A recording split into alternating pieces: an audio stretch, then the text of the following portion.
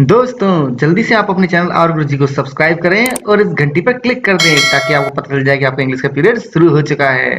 Hello students, कैसे हो आप लोग? आई होप सब बढ़िया होंगे। तो बच्चों देखो, टाइम का बहुत ज़्यादा शॉर्टेज रहा है। अभी एग्जाम्स चल रहे हैं तो मैं बिजी हूँ। बट मुझे बहुत ज़्यादा रिक्वेस्ट आ रही थी कि सर ये बीए फर्स्ट ईयर का जो पैसन यूनिवर्सिटी का पेपर सेकंड का सी सेक्शन है, इस पे कुछ बनाओ। अब बच्चों टाइम तो बहुत कम रहा, पर मैंने आज बड़ी स्पीड से जल्दी में ये प्रिपरेशन की है। ये कुछ नोट्स प्रिपेयर किए हैं आपके लिए, तो मैं इसमें थोड़ा एक्सप्लेन करूँगा आपको। और इनके पीडीएफ तो आपको डिस्क्रिप्शन बॉक्स में मिल जाएंगे, ठीक है? मैं लिंक डाल दूंगा वहाँ पे। बट देखो बच्चों, इनमें कुछ टाइपिंग मिस्टेक्स हो सकती हैं। को मैंने ट्राई तो किया पूरा सही लिखने का, बट परंतु को बहुत जल्दीबाजी में प्रिपेयर किया, मेरे पास टाइम बहुत कम है। तो आपकी ज़रूरत के हिसाब से मैंने कुछ प्रिपेयर किया है, तो आप लोग इनको पढ़ लेना और मैं समझा देता हूँ इनको। बट हाँ, इनमें अगर कोई ऐसी मिस्टेक हो तो आप करेक्ट कर लेना अपनी तरफ से, ठीक है? तो चलो बच्चों, स्टार्ट करते हैं हम लोग, है ना? प्रेजेंटेशन स्किल्स देखो, क्योंकि इन पे क्वेश्चंस वैसे नहीं आते। प्रेजेंटेशन स्किल्स पे क्वेश्चन आएगा तो कैसा आएगा कि प्रेजेंटेशन स्किल्स क्या होती है ना? कि आप इनकी क्या इंपॉर्टेंस है, कौन कौन सी टेक्निक्स अपनानी चाहिए प्रेजेंटेशन स्किल्स में, ठीक है? या फिर कैसे डेवलप करें प्रेजेंटेशन स्किल्स, ये सब चीजें आएंगी आएंगी तो एग्जाम में, मतलब प्रेजेंटेशन स्किल्स के रिगार्डिंग अगर क्वेश्चन आएगा तो इस तरह का आएगा, ठीक है? तो इसमें ज्यादा परेशान होने की हमको आवश्यकता नहीं है। मैं कुछ नोट्स प्रोवाइड कर रहा हूँ, एटलीस्ट ये तो पढ़ ही जाना आप लोग, और कुछ नहीं पढ़ पाओ तो देखो, प्रेजेंटेशन स्किल्स क्या होती है? सबसे पहले प्रेजेंटेशन स्किल्स होती क्या है, इनका अर्थ क्या है? तो देखो, प्रेजेंटेशन स्किल्स कुछ इंपॉर्टेंट टेक्निक्स होती हैं, है ना? जो कि आप जब अपना प्रेजेंटेशन रख रहे हो, प्रेजेंटेशन मतलब आप किसी के सामने अपना एक मैसेज रख रहे हो, तो उस मैसेज को बहुत ही इफेक्टिव यानी अच्छी तरीके से ढंग से रखने के लिए लोगों के सामने, ताकि आप उन लोगों को क्या कर सको, परसुएड कर सको, मना सको। क्योंकि प्रेजेंटेशन आप किस चीज का कर रहे हो ना, इसका मतलब आप सुनने वाले को मनाने की कोशिश कर रहे हो कि आपकी वो बात मान जाए, ठीक है? तो इस उद्देश्य से प्रेजेंटेशन दिया जाता है अक्सर। तो देखो, ये जो स्किल्स होती है इनमें आप बॉडी लैंग्वेज, आपकी बॉडी लैंग्वेज कैसी है समझाते वक्त, ठीक है? आपकी स्पीच एबिलिटीज, भाषा किस तरह से इस्तेमाल कर रहे हो, कैसी बोल रहे हो, कितना जोर से बोल रहे हो, कितना धीरे बोल रहे हो, कितना क्लियर बोल रहे हो, है ना? स्लाइड्स देखो, अक्सर आजकल प्रेजेंटेशन यूज करने के मतलब करने के लिए एक्चुअल में स्लाइड्स का इस्तेमाल करते हैं हम लोग। स्लाइड्स यानी कि पावर पॉइंट की जो स्लाइड्स नहीं होती क्या, एक पन्ने के बाद दूसरा पन्ना आएगा, बड़े से स्क्रीन पे समझाया जाता है ना?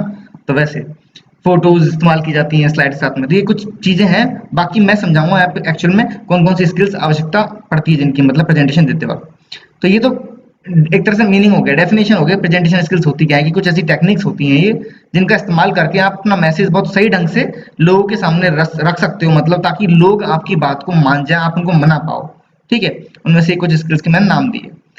अब इम्पोर्टेंस, महत्वता क्या है, क्या जरूरत पड़ती है इन प्रेजेंटेशन स्किल्स की, कहाँ काम आती है? तो देखो, ये पर्सनल लाइफ में और प्रोफेशनल लाइफ दोनों जगह काम आती है। पर्सनल लाइफ में और प्रोफेशनल लाइफ का मतलब से मान लो आप किसी के सामने कोई बिजनेस डील रख रहे हो। फॉर एग्जाम्पल, आपको चाहिए कि सामने वाली कंपनी है उससे आपका पार्टनरशिप हो जाए, तो आप उसके सामने प्रेजेंटेशन रखोगे, भाई हम ये प्रोडक्ट लेके आ रहे हैं, हम ये करने वाले हैं, हम वो करने वाले हैं। आप उनको मनाओगे कि आपकी ये डील हमें दे दे, यानी हमसे साइन करवाए, हमसे एग्रीमेंट साइन करे। तो आप अक्सर आपने प्रोग्राम मूवीज में देखा होगा, ऐसे प्रेजेंटेशन देते हैं, उनको मनाने की कोशिश करते हैं एक तरीके से, ठीक है? और फैमिली में भी एक काम आता है, आपको घर वालों को मनाना है, तो भी आप में स्पीकिंग एबिलिटीज होनी चाहिए, वो स्पीच एबिलिटीज आपके अंदर होनी चाहिए। आप प्रेजेंट करोगे अपना केस। मान लो सपोज आप फादर मदर को मनाना चाहते हो कि भाई मुझे तो ये बनना है, मैं तो ये स्टडीज करना चाहता हूँ। अब फादर चाहते हैं नहीं नहीं तुम ये नहीं, तुम वो पढ़ो। तो तुम एक तरीके से अपना प्रेजेंटेशन दे रहे हो, अपने पापा के सामने बता रहे हो कि नहीं मुझे यही पढ़ना है, क्यों पढ़ना है, आप उन्हें मनाने की कोशिश करोगे, ठीक है?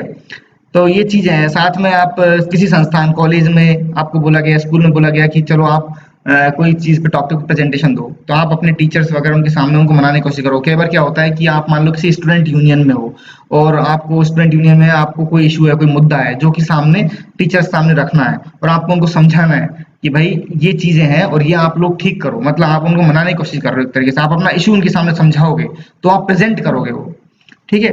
तो इसकी इंपॉर्टेंस सभी जगह है, पर्सनल लाइफ में भी है, प्रोफेशनल लाइफ में भी है, ठीक है?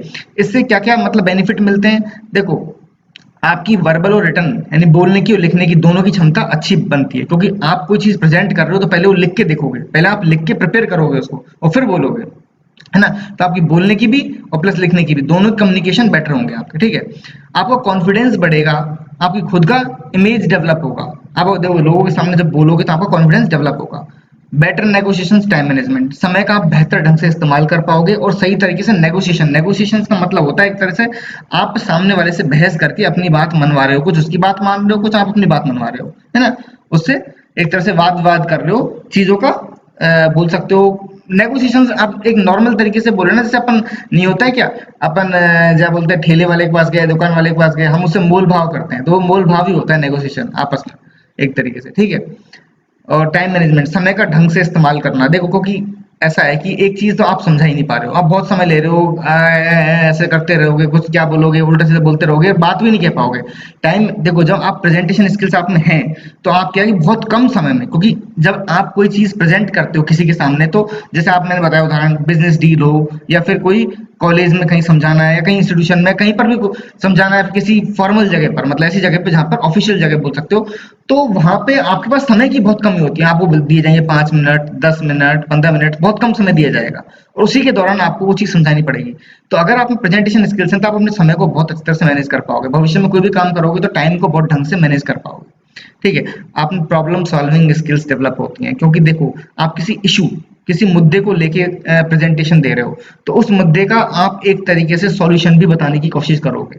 आप प्रेजेंट करोगे ये मुद्दा है और हमारे हिसाब से इसके ये सॉल्यूशन होने चाहिए, ये सॉल्यूशन होने चाहिए, तो आप सामने वाले को मनाने की कोशिश करोगे आप कि ऐसा हमें काम करना होगा कि ये चीज सॉल्व हो जाए और हमारी तरफ से सॉल्यूशन ये होंगे।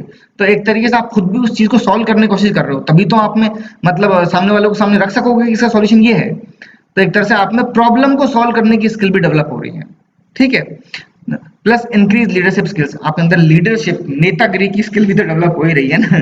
आप एक तरीके से क्योंकि लीड कर रहे हो, है ना, जब आप चीज को प्रेजेंट कर रहे हो इसका मतलब आप अपनी टीम को लीड कर रहे हो। जो प्रेजेंट करता है वो अक्सर लीडर भी होता है उस टीम का, वो चीज को सामने रखता है दूसरों के सामने, तो वो अपनी टीम की तरफ से उनके विचारों को दुनिया के सामने, लोगों के सामने रख रहा है कि भाई हम ये सोचते हैं, हम ये चाहते हैं, ऐसा होना चाहिए, ठीक है। तो ये लीडरशिप स्किल्स को भी डेवलप करता है। तो देखो आपकी बोलने लिखने की क्षमता डेवलप होती है, आपका कॉन्फिडेंस बढ़ता है, सेल्फ इमेज बढ़ती है, आप नेगोशिएशन कर सकते हो दूसरों के साथ में, आपका टाइम मैनेजमेंट बेहतर होता है, आप प्रॉब्लम सॉल्व करने की स्किल डेवलप होती है, आप में लीडरशिप स्किल डेवलप होती है। ये इंपॉर्टेंस है प्रेजेंटेशन स्किल्स की, ठीक है। तो अगर अपने पास में अच्छी प्रेजेंटेशन टेक्निक्स है ना, तो आपका प्रेजेंटेशन बहुत बढ़िया होगा, ठीक है। और ये आपकी प्रोफेशनल और पर्सनल दोनों लाइफ में हेल्प करेगा। अब कौन कौन सी टेक्निक्स, इंपॉर्टेंट प्रेजेंटेशन स्किल्स कौन कौन सी होती है, कौन कौन सी टेक्निक्स हैं। पहली तो राइटिंग प्रेजेंटेशन। देखो ऐसा है कि प्रेजेंटेशन को पहले तो लिखना पड़ेगा, है ना। इसको देखो इस तरह से होगा कि जब आप कोई चीज बोल रहे हो, कोई समझा रहे हो, तो पहले आपको लिखनी पड़ती है। तो आपकी लिखने के लिए आपको पहले उसे ढंग से लिखना पड़ेगा, तो आपकी राइटिंग स्किल्स डेवलप होगी, गुड राइटिंग स्किल्स आपके अंदर आएंगी, है ना। तो कहने का मतलब है पहली चीज, पहली इंपॉर्टेंट प्रेजेंटेशन स्किल है राइटिंग, कि आप अपना प्रेजेंटेशन पहले लिख के ले जाओ। तो इसके लिए आवश्यक है कि आपकी राइटिंग स्किल्स अच्छी होनी चाहिए, है नहीं। पहली तो आपके अंदर राइटिंग स्किल अच्छी होनी चाहिए, आप लिख पाने चाहिए, आप जो चीज बोलने वाले हो वो आप लिख भी पाओ। आप उस प्रेजेंट, क्योंकि ऑब्वियस सी बात है जब प्रेजेंटेशन दे रहे हो तो बहुत बार आपने शॉर्ट में नोट्स बनाए होते हैं उसके, है कौन से फैक्ट्स हैं, कौन से फिगर्स हैं, इंपॉर्टेंट फैक्ट्स, इंपॉर्टेंट फिगर्स, है ना, इंपॉर्टेंट शॉर्ट पॉइंट। आपने सारी जो स्पीच होगी ना वो आपने शॉर्ट में पॉइंट्स बना लिए होंगे कि अब ये पॉइंट आएगा, फिर ये आएगा, फिर ये आएगा, फिर ये आएगा, ऐसे आप शॉर्ट में सारे पॉइंट पहले प्रिपेयर करके रखते हो। तो ये सब चीजें कब होती हैं, अगर आपके अंदर अच्छी राइटिंग स्किल्स हैं, तो आप ऐसे पॉइंट बना पाओगे ढंग से, है ना, और फिर आप उसको ढंग से प्रेजेंट भी कर पाओगे। तो पहली बात तो आपके अंदर राइटिंग स्किल्स होनी चाहिए, है ना, ये इंपॉर्टेंट प्रेजेंटेशन स्किल्स में पहला नंबर। दूसरी स्किल कौन सी होनी चाहिए आपके अंदर, वर्बल कम्युनिकेशन, बोलने की, दूसरे के साथ कम्युनिकेट, संपर्क साधने की अच्छी मतलब क्षमता होनी चाहिए। बोलने कैसे, देखो आप कोई मैसेज आपको बता, मतलब सामने वाले ऑडियंस को बताना चाहते हो, आप पहुंचाना चाहते हो अपना मैसेज, तो आपको बहुत ऐसे क्लियरली बोलना पड़ेगा, साफ साफ, फ्लुएंटली, धारा प्रवाह तरीके से बोलना पड़ेगा, विद प्रॉपर पॉजेज, कहाँ रुकना है कहाँ नहीं रुकना, बोलते वक्त ध्यान रखना पड़ता है। आपकी वॉइस एकदम क्लियर और लाउड होनी चाहिए, क्योंकि देखो ऐसा होता है ना, जब कोई भाषण दे रहे हैं तो भाषण देते वक्त आप एक तरह से तो बोल नहीं सकते, मैं भारत का निवासी फलाना ढिकाना ढिकाना ढिकाना ढिकाना, ऐसे एक ही। आपको आवाज ऊपर भी ले जानी पड़ेगी, आपको आवाज नीचे भी लानी पड़ेगी, आपको रुकना भी पड़ेगा, आपको जल्दी भी बोलना पड़ेगा।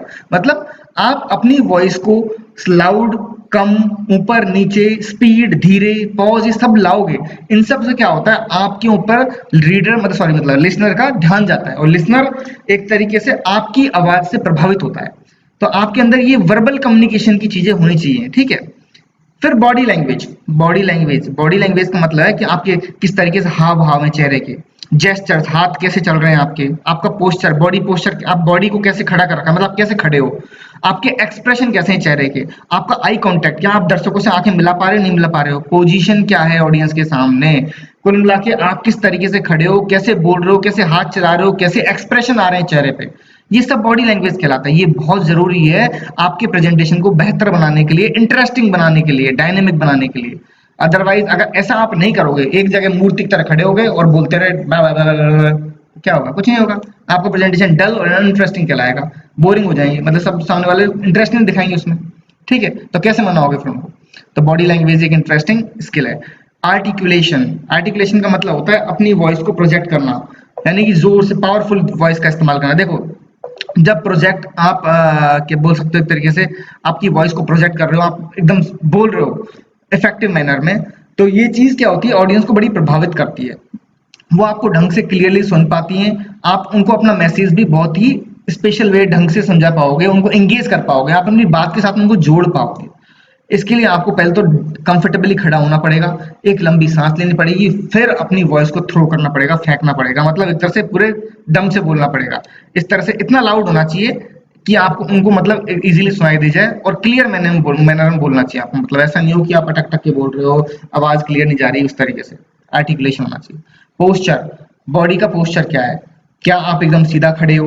मतलब देखो पोजीशन क्या है बॉडी की ऑडियंस के सामने, है ना? बॉडी लैंग्वेज जो है ना, और वॉइस प्रोजेक्शन, ये दोनों आ जाती हैं इसमें, जो आपने ऊपर पढ़े ना, body language plus voice projection, ये दोनों चीजें भी पोस्चर में आ जाती हैं।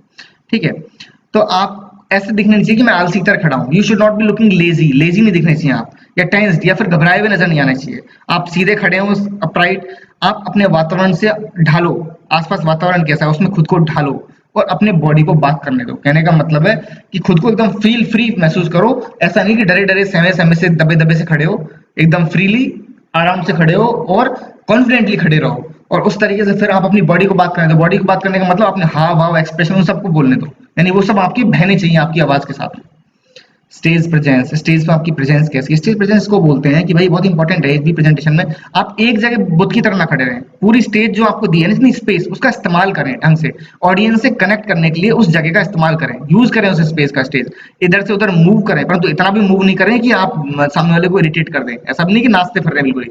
मतलब आप स्पेस का इस्तेमाल करें ताकि आप चारों तरफ की ऑडियंस के कनेक्ट कर पाए। ठीक है, और आप हमेशा मतलब एंथुसियास्टिक नजर आने चाहिए, थोड़े से उत्साह में नजर आना चाहिए, बोरिंग नजर नहीं आना चाहिए, ऐसा नहीं नजर आना चाहिए कि आप में एनर्जी नहीं है।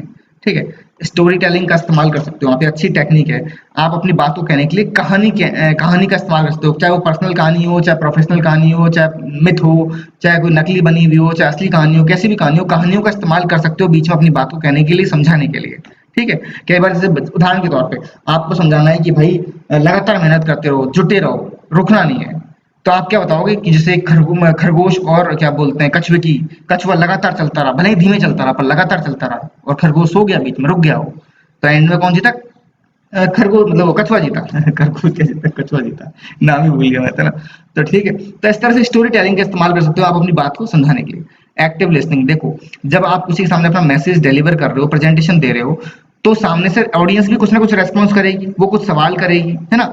तो पहले तो आपको आपके अंदर लिसनिंग एबिलिटी होनी चाहिए, आप उनको सुने ढंग से, ध्यान से सुने, धैर्य पूर्वक सुने, पेशेंटली सुने, और फिर सोच समझ के उनका रेस्पॉन्स दें। ये रेस्पॉन्स आप तभी दे पाओगे जब आप ढंग से उनकी बात को सुनोगे, आप अच्छे लिसनर हो। अगर सुनोगे ही नहीं बात तो कहाँ से रेस्पॉन्स दोगे? ठीक है, इमोशनल क्वोशंट, आपके अंदर इमोशनल क्वोशंट होना चाहिए। ईक्यू, इमोशनल क्वोशंट का मतलब होता है कि आपको खुद की इमोशंस के बारे में जानकारी होनी चाहिए। भाई मैं कैसा एक्ट कर रहा हूँ, कहीं मैं ज्यादा उदास तो नजर नहीं आ रहा हूँ, कहीं मैं बहुत ज्यादा उत्साहित तो नजर नहीं आ रहा हूँ, कहीं मैं थोड़ा डल महसूस तो नहीं कर रहा हूँ, कहीं ऐसा तो नहीं है कि मेरी जो मतलब थोड़ा घबराया सा हूँ, मतलब आपको पता होना चाहिए आप इस वक्त कैसा महसूस कर रहे हैं। उस प्रेजेंटेशन देते वक्त आपको ऐसा महसूस होना चाहिए कि आपके चेहरे के हाव भाव कैसे हैं, आप कैसे नजर आ रहे होंगे जनता को, दुनिया को कैसे नजर आ रहे होंगे। आपको अपने इमोशंस के बारे में अवेयर होना चाहिए, प्लस साथ में आपको सामने वालों के इमोशंस के बारे में पता होना चाहिए। दोनों इमोशनल क्वेश्चन में दोनों चीज होती है, खुद के इमोशंस भी और सामने वाले के भी। तो ये चीज है, इससे आप क्या होता है कि ऑडियंस को बेहतर ढंग से समझ भी पाओगे। देखो खुद को तो कंट्रोल कर पाओगे, खुद के इमोशंस पर कंट्रोल रखोगे तो बेहतर ढंग से खुद को प्रेजेंट कर पाओगे, और सामने वाले के इमोशंस पता है कि जनता को कैसे महसूस हो रहा है आपकी बात को सुन के, तो आप जनता के इमोशंस को भी कंट्रोल कर पाओगे, आप उसके हिसाब से अपने स्टेटमेंट्स को, अपने सेंटेंसेस को चेंज कर पाओगे, है ना? और उनके जवाबों का सही ढंग से रेस्पॉन्स भी कर पाओगे। ठीक है, आपको ऑडियंस को ढंग से समझना पड़ेगा। देखो किसी प्रेजेंटेशन को देने से पहले आपको समझना पड़ेगा कि और किसके सामने प्रेजेंटेशन दे रहे हो, बूढ़ों के सामने दे रहे हो, जवानों के सामने दे रहे हो, कि बच्चों के सामने दे रहे हो। उसी हिसाब से आपको अपना प्रेजेंटेशन तैयार करना पड़ेगा, उसी हिसाब से प्रेजेंटेशन को देना पड़ेगा, ताकि सामने वाले को समझ में आ सके। ठीक है, तो इसलिए पहले आपको अपना ऑडियंस को समझ में आना चाहिए, ये बहुत अच्छी टेक्निक है, बहुत अच्छी स्किल है। ठीक है, तो ये अपनी 10 टेक्निक्स हो गई, 10 स्किल्स हो गई। अब देखो इन स्किल्स को डेवलप कैसे करें, अंदर कैसे ढालें, कहाँ से लाएं इन स्किल्स को? तो देखो सबसे पहली बात तो अपने डर से लड़ो, अपने फियर से लड़ो। अक्सर ऐसा होता है कि स्टेज पे जाते हैं हम घबरा जाते हैं, हम डर जाते हैं, तो इस डर से लड़ना आपको आना चाहिए, ये बहुत जरूरी है। इस स्टेज फियर को दूर करने के लिए आप मतलब ये क्यों आता है, क्योंकि आपके अंदर कॉन्फिडेंस की कमी है, आपके अंदर क्लैरिटी की कमी है, आपके अंदर परsuasiveness की कमी है। अब एक्चुअल में ये तीनों चीजें कमी भी होती हैं, प्लस अगर आप डरे हुए हो ना तो आपके प्रेजेंटेशन में ये तीनों चीजें नजर भी आएंगी। आप में कॉन्फिडेंस की कमी नजर आएगी, आप में क्लैरिटी की साफ मतलब सफाई की कमी नजर आएगी, आप समझा नहीं पाओगे चीजों को ढंग से, आप मना नहीं पाओगे सामने वालों को, ये सब चीजें आप में नजर आएंगी। तो ये कैसे इंप्रूव करें, इस डर को कैसे भगाएं? इसके लिए आप ट्राई करो कि पहले आप अपने मित्रों के सामने बोलो उस चीज को, फैमिली मेंबर के सामने बोलने की कोशिश करो, कुछ लोगों के सामने बोलने की कोशिश करो, पहले प्रैक्टिस करो उसको। धीरे धीरे आप जब ऐसे प्रैक्टिस करोगे लोगों के सामने बोलने की, जब कुछ लोगों के सामने बोल पाओगे तो बहुत सारे लोगों के सामने भी बोल पाओगे। तो इस तरह से आप अपने डर को भगाओ, अपना कॉन्फिडेंस डेवलप करो, ट्राई करो कि आप मिरर के सामने खुद को बोलो, पहले कुछ लाइंस प्रिपेयर करो, ऐसी पंच लाइंस, ये इंपॉर्टेंट लाइंस है ना, रिश्ते में तो हम तुम्हारे बाप होते हैं, नाम है शहंशाह, अब मतलब कहने का मतलब समझ जाए ना, ऐसी पंच लाइंस सामने वाले को असर देने के लिए तो ऐसी पंच लाइंस आप प्रिपेयर करो पहले से कि जो आपका प्रेजेंटेशन अच्छा बनाएंगी, आप में कॉन्फिडेंस भी डालेंगी। आप कुछ फैक्ट्स और फिगर्स है ना उनको याद कर लो, है ना, उनको पहले से प्रिपेयर मेमोराइज कर लो ताकि आप भूल ना जाओ, उस वक्त अटक ना जाओ, ठीक है। प्लस पूरा अच्छी तरह से प्रैक्टिस करना, मिरर के सामने ढंग से प्रैक्टिस करोगे तो कॉन्फिडेंस डेवलप होगा। टेक्नोलॉजी का इस्तेमाल करना, इससे आपका प्रेजेंटेशन ईजी होता है, आपके अंदर मतलब स्किल्स डेवलप हो पाती है ढंग से। देखो जब आप स्लाइड्स पे यानी बड़ी स्क्रीन पे स्लाइड्स पे प्रेजेंटेशन देते हो ना, और अच्छे अच्छे ट्रांजिशन इस्तेमाल करते हो, ट्रांजिशन मतलब एक पेज के बाद दूसरा पेज पलटेगा, कैसे पलटेगा, ऊपर से आएगा, साइड से आएगा, पीछे से आएगा, नीचे से आएगा, किधर से आएगा, तो ये ट्रांजिशन इस्तेमाल करते हो आप। तो इस तरीके से जब टेक्नोलॉजी का इस्तेमाल करते हो तो उससे भी बाकी स्किल्स को डेवलप करने में मदद मिलती है। अपना एक्सपीरियंस के साथ में भी मतलब एक्सपीरियंस के साथ में भी क्या होता है कि प्रेजेंटेशन स्किल्स डेवलप होती हैं। धीरे धीरे आप एक के बाद एक प्रेजेंटेशन देते रहो, टाइम टाइम के साथ में आप में मतलब बोल सकते हैं ये स्किल्स डेवलप हो पाएंगी, क्योंकि एक्सपीरियंस बहुत बड़ी चीज होती है जो सिखाती है, आपको अनुभव होता है ना, तब आप चीजें धीरे धीरे सीख जाते हो। तो ये कुछ चीजें हैं जिनसे आपकी प्रेजेंटेशन स्किल्स डेवलप हो पाती हैं। तो बच्चों ये तो हो गया अपना प्रेजेंटेशन स्किल्स का आंसर, ठीक है।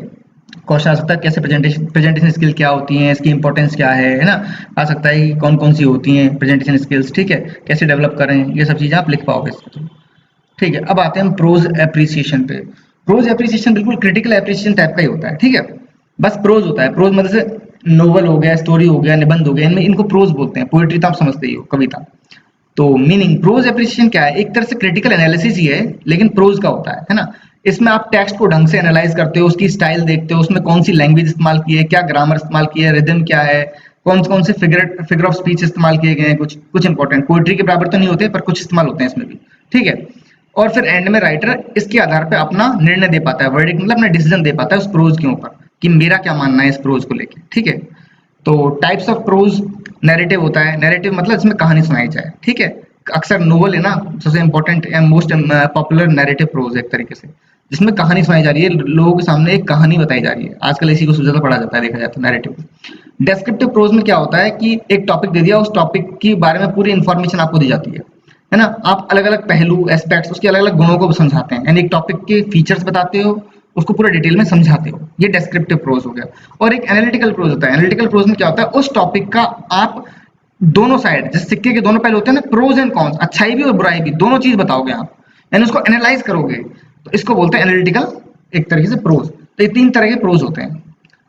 एलिमेंट्स कौन कौन से हैं प्रोज के, देखो पहले तो आप इंट्रोडक्शन तो सभी में देते हो, इंट्रोडक्शन दो पहले तो आप, उसके बाद हम राइटर के बारे में, राइटर का बैकग्राउंड बताओ, उस प्रोज का बैकग्राउंड बताओ, ठीक है।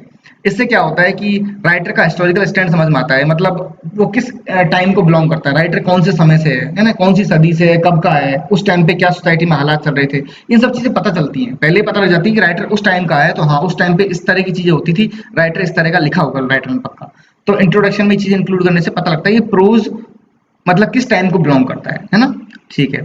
थीम, प्रोज की मेन थीम, एक पॉइंट ये एलिमेंट उसका कि भाई थीम्स कौन कौन सी इस्तेमाल, कोई एक थीम इस्तेमाल की गई है कि और भी कई सारी थीम्स हैं, वो सब समझाओ। इससे टेक्स्ट जो होता है ना उसका सब्जेक्ट मैटर, उसकी विषय वस्तु समझ में आती है थीम से, ठीक है। कैरेक्टराइजेशन, कैरेक्टर्स कैसे हैं कि भाई प्रोज में एक या तो इंपॉर्टेंट कैरेक्टर्स होंगे कई सारे, मतलब खासतौर पर नोवेल में स्टोरीज में कैरेक्टराइजेशन इस्तेमाल होता है, ठीक है। तो इससे आप कैरेक्टर्स को समझाते हो, और कैरेक्टर्स समझ में आते हैं तो उससे पूरा प्रोज समझ में आता है, उसको समझने में मदद मिलती है कि इसमें इस तरह के पात्र हैं, ये किरदार हैं, तो उन किरदारों का जो चरित्र होता है ना उससे उस प्रोज को समझने में आसानी होती है, ठीक है।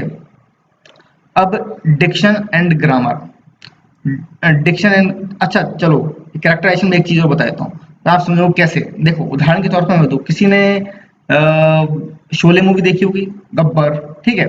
तो अगर गब्बर का चरित्र चित्रण करे, गब्बर ऐसा खूंखार, दुनिया को लूटने वाला, खुद के साथियों को मार देता था, मतलब ऐसे उसको उसका पूरा चरित्र चित्रण करेंगे, तो आपके दिमाग में उस प्रोज आपके सामने शोले की स्टोरी रखी जाएगी, तो आपको समझने में आसानी होगी, हाँ गब्बर विलन है, इस तरह का उसका नेचर है, तो इस तरह के नेचर के खिलाफ जनता इस तरह की होगी, और इस तरह के लोग होंगे जो उसका अपोज कर रहे होंगे, उसको विरोध कर रहे होंगे, है ना, और उसको खत्म करना कितना आवश्यक है। तो मतलब आप फिर पूरी स्टोरी को समझ पाओगे ढंग से, ठीक है, कैरेक्टर के थ्रू। डिक्शन एंड ग्रामर देखते हैं। डिक्शन मतलब लैंग्वेज, कि भाई राइटर ने कौन कौन सी मीनिंग, उन मीनिंग्स का अर्थ समझने के लिए डिक्शन समझना आवश्यक है, कि ये वर्ड क्यों इस्तेमाल किए गए हैं, कई मीनिंग्स के कई वर्ड्स के कई सारे मीनिंग्स निकलते हैं, उन वर्ड्स के डिफरेंट मीनिंग्स है, तो राइटर ने ये वर्ड क्यों इस्तेमाल किए हैं, राइटर का क्या इरादा है, उसका क्या एटीट्यूड है उस किसी पर्टिकुलर मुद्दे के ऊपर, जो मुद्दा उसने प्रोज में उठाया है, ठीक है। और ये बताता है ऐसे, मतलब राइटर की लैंग्वेज से क्या पता चलता है कि भाई ये मॉडर्न आधुनिक टाइम में लिखी गई राइटिंग है, कि ये मेडिवल टाइम में लिखी गई है, कि ये प्राचीन समय में लिखी गई है, इनसे पता लगता है, क्योंकि प्राचीन समय में अलग तरह के वर्ड इस्तेमाल होते थे, लिटरेचर में आपने देखा होगा दाऊ, है ना, ये वर्ड इस्तेमाल दी, ये पहले इस्तेमाल होते थे पोएट्री में, आजकल इस्तेमाल नहीं होते हैं, तो ये पता लगता है कि ये उस टाइम की राइटिंग है, इससे पता लगता है लैंग्वेज से, मतलब जो अपनी मीनिंग्स है, डिक्शन है, लैंग्वेज है, ग्रामर, इससे क्या पता चलता है कि कब किस समय की राइटिंग है। फिगरेटिव लैंग्वेज में देखो फिगर ऑफ स्पीच आती है, परंतु अब देखो पोएट्री में तो बहुत सारी फिगर ऑफ स्पीच होती है, प्रोज में हम कुछ मेन इंपॉर्टेंट चीजें देखते हैं, जैसे सिंबली, मेटाफर, पर्सोनिफिकेशन, अनोमेटोपोइया, ये देखते हैं, ठीक है। तो ये चीजें आपको एक्सप्लेन करनी होंगी। रिदम, रिदम क्या होती है कि भाई देखो हर प्रोज की एक रिदम होती है, कि क्या, और वो कैसे पता चलती है, सेंटेंसेस को पढ़ के पता चलती है, कौन कौन से शब्दों का रिपीटेशन हो रहा है, कैसे फ्रेज बन रहे हैं, लैंग्वेज कितनी धारा प्रवाह है, रुक रुक के कैसे, बहुत बार भाषा होती है एक, मतलब एक फ्लो में चली जा रही है, कई बार क्या होता है कि जंप हो रही है पास्ट में प्रेजेंट में, लैंग्वेज जो है वो ब्रेक कर रही है, तो रिदम जो होती है ना, उससे पता है, मतलब रिदम जो होती है, रिदम बताती है एक तरीके से, जो वर्ड्स होते हैं, सेंटेंस होते हैं, जो फ्रेजेज होते हैं ना, वाक्य होते हैं, ये सब होता है, ये बताते हैं कि जो टेक्स्ट है ना उसकी रिदम कैसी है, ठीक है। और टोन, टोन क्या होता है, देखो एक्चुअल में देखो, क्या जो प्रोज है वो जॉयफुल है, उसको मतलब आनंदित करने वाला है, दुखी करने वाला है, कि कंटेम्पलेटिव है, या विचार विमर्श में पड़ जाने वाला है, यानी कि इससे क्या पता चलता है कि राइटर का मूड क्या है, राइटर की मानसिक परिस्थिति स्थिति क्या है, इससे ये समझ होता है, उसका मूड पता चलता है, कि अगर दुखी भरा होता है हम समझते हैं तो राइटर ही दुखी है ना, खुश भरा होता है राइटर बड़ा खुश है, कंटेम्पलेटिव सोच विचार वाला है, राइटर सोच विचार में पड़ा हुआ है, उसकी टोन पता लग जाती है टेक्स्ट की हमको इस चीज से, मतलब राइटर का मूड पता लग जाता है एक तरीके से, ठीक है। तो ये चीज हो गई हमारी प्रोज एप्रिसिएशन में। देखो प्रोज एप्रिसिएशन में आपके दो तरह के क्वेश्चन आ सकते हैं, एक तो आपको एक पैराग्राफ दे देंगे, ठीक है, उस पैराग्राफ को आपको फिर एनालाइज करना पड़ेगा, ऐसे इन हेडिंग्स में आप बताओगे उनको कि किस तरह का प्रोज है, नैरेटिव है, डिस्क्रिप्टिव, एनालिटिकल है ना, इसमें फिर आप थीम क्या क्या है, इसमें कैरेक्टर्स क्या हैं, कैरेक्टर्स हैं तो, अगर नहीं है तो कोई बात नहीं, इसमें डिक्शन, ग्रामर, कैसी लैंग्वेज इस्तेमाल की गई है, कौन कौन से फिगर ऑफ स्पीच हैं, रिदम, टोन, ये सब चीजें आप समझाओगे। तो ये एक तो आपको पैराग्राफ दे देंगे और आपसे बोलेंगे इसका प्रोज एप्रिसिएशन लिखो, एक तो ऐसे आ सकता है, और एक सिंपल ऐसे भी आ सकता है कि प्रोज एप्रिसिएशन क्या होता है, इसका अर्थ बताओ, कौन कौन से प्रोज एप्रिसिएशन होते हैं, मतलब कौन कौन से प्रोज होते हैं, और एलिमेंट्स कौन से होते हैं प्रोज के, तो आप फिर ये सीधा सीधा लिख दोगे, समझ गए। या फिर ऐसा बोल सकते हैं कि प्रोज एप्रिसिएशन कैसे लिखा जाता है, तो अभी यहाँ पे सीधे सीधे लिख दोगे। तो एक तो ऐसे आ सकता है सीधा टेक्स्ट, और एक आ सकता है कि आपको एक पैराग्राफ दे दे और उसका आपको प्रोज एप्रिसिएशन करना पड़ेगा, वो थोड़ा टफ पड़ेगा, पर वो लिखोगे कैसे, आप ऐसे ही लिखोगे, मतलब इन्हीं पॉइंटों के आधार पर उस पैराग्राफ को पढ़ के समझ के और फिर आप उसका एनालिसिस करो, समझ गए। और इसमें तो जैसा ये बेसिकली मैं समझा चुका हूँ ऊपर वाले में, तो इसमें तो एक ही तरह के क्वेश्चन आने की उम्मीद है जो मैं बता चुका हूँ, ठीक है। अच्छा बच्चों एक चीज और, देखो ये दो टॉपिक्स तो हैं, प्रेजेंटेशन स्किल्स और प्रोज एप्रिसिएशन, इसके अलावा देखो एक रिपोर्ट राइटिंग वाला है। देखो रिपोर्ट राइटिंग में आपको कुछ ज्यादा परेशान होने की जरूरत नहीं है, एक तो आप रिपोर्ट राइटिंग का फॉर्मेट पढ़ जाना, मतलब फॉर्मेट क्या होता है ना, रिपोर्ट राइटिंग आप बचपन से पढ़ते आ रहे हो भाई, तो आप फॉर्मेट देख लेना कि फॉर्मेट कैसा है, कोई एक्सीडेंट होता है उसकी रिपोर्ट लिखनी होती है, कॉलेज में कोई फंक्शन है उसकी रिपोर्ट लिखनी होती है, उसका फॉर्मेट देख जाना, है ना। और दूसरा क्वेश्चन जो बन सकता है ना, वो उसमें बन सकता है कि रिपोर्ट राइटिंग क्या होती है, कैसे लिखी जाती है, ठीक है, तो वो चीज आप प्रिपेयर कर लेना। और फिर एक दूसरा है आपका फॉर्मल कम्युनिकेशन वाला, फॉर्मल कम्युनिकेशन में आपके लेटर राइटिंग आएंगे, संभावना होने की ज्यादा है, तो आप फॉर्मल लेटर, इनफॉर्मल लेटर ये देख जाना, स्पेशली फॉर्मल लेटर का फॉर्मेट दे जाना। तो मैंने जो पढ़ने समझाने वाली चीज थी ना, वो दोनों प्रेजेंटेशन स्किल्स और ये बता दिए, बाकी रिपोर्ट राइटिंग और मैंने फॉर्मल कम्युनिकेशन जो भी है वो इसलिए नहीं बताया क्योंकि वो आप बचपन से पढ़ते आ रहे हो। फॉर्मल लेटर का आप एक तरह से फॉर्मेट देख जाना कैसे लिखते हैं, और रिपोर्ट राइटिंग का फॉर्मेट देख जाना, ठीक है बच्चों। तो अब मैं ये वीडियो बंद करता हूँ, मिलते हैं नेक्स्ट वीडियो में जो कि पता नहीं कब आएगी। अभी तो आप एग्जाम की प्रिपरेशन करो और अपनी पढ़ाई करो, ठीक है। आई होप आपके एग्जाम्स अच्छे जाएं, जो बचे हुए हैं वो। All the best, see you soon, take care.